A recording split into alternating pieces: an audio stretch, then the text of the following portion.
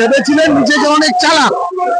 উনি ভেবেছিলেন এই 26,000 গোটাটাকে যদি গুলিয়ে দেয় তাহলে ও তো আর ধরতে পারবে না। আসলে উনি জানেন কারা চাকরিকে পেয়েছে টাকা দিয়ে। শিক্ষাক্ষেত্রে ব্যাপক দুর্নীতির প্রতিবাদে সোমবার পথে নামল এসএফআই এবং ডিওয়াইএফআই। তাদের দাবি, এই দুর্নীতির মাথা মমতা বন্দ্যোপাধ্যায়। তিনি সহ জড়িতদের শাস্তির দাবির পাশাপাশি অবিলম্বে স্বচ্ছতার সাথে শিক্ষক, শিক্ষিকা এবং শিক্ষাকর্মী নিয়োগ করতে হবে। পিএসসি এবং স্টাফ সিলেকশন কমিশনের মাধ্যমে সমস্ত সরকারি দফতরে চাকরির পরীক্ষা নেওয়ার দাবি জানান তারা।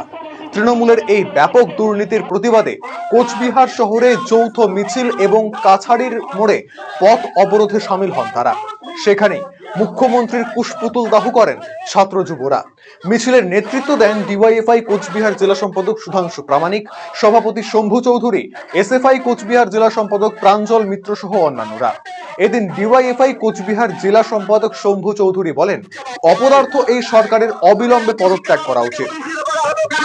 উনি ভেবেছিলেন এই 26,000 গোটাটাকে যদি গুলিয়ে দেয় তাহলে ও তো আর ধরতে পারবে না। আসলে উনি জানেন কারা চাকরিকে পেয়েছে টাকা দিয়ে।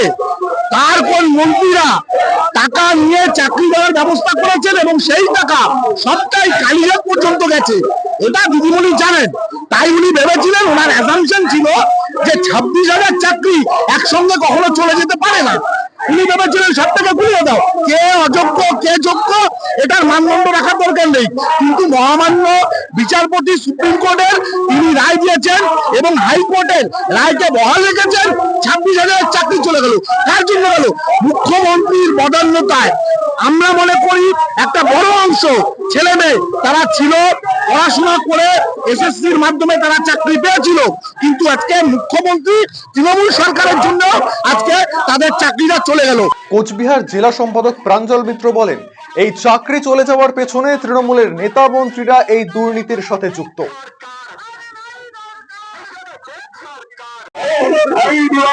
অলরেডি জানেন প্রায় 26,000 চাকরি চলে গেছে। এই চাকরি চলে যাওয়ার পিছনে আমরা বারংবার দাবি করে আসলাম, তৃণমূল সরকারের অধিবাস্ত বিভিন্ন নেতা মন্ত্রী এই দুর্নীতির সাথে যুক্ত। কিন্তু সুপ্রিম কোর্ট বলার পরেও সেই দুর্নীতির ভাগ যে অযোগ্য এবং যোগ্য, সেই অযোগ্য যোগ্যের মধ্যে যে লিস্টটা, সেই লিস্টে এসএসসি এবং সরকার কেউ সুপ্রিম কোর্টে জমা দেয়নি। ফলে অনেক যোগ্য মানুষের চাকরি চলে গেছে। সেই যোগ্য মানুষদের চাকরি ফিরিয়ে দেওয়ার দাবিতে এবং তাদের পাশে থেকে লড়াইয়ের বার্তা দেওয়ার জন্য আজকে আমরা এই কাছারি মোড়ে উপস্থিত হয়েছি। এখানে আমরা বিক্ষোভ প্রদর্শন করছি। মাঝখানে পুলিশ আসলো, পুলিশ এসে বললো বিক্ষোভ সভা তুলে দিতে হবে। কারণ কি, আমরা মমতা ব্যানার্জির বিরুদ্ধে কথা বলছি, কিন্তু এই বাংলার বুকে গণতন্ত্র কতটা অসহায়, গণতন্ত্র কিভাবে ভেঙে পড়েছে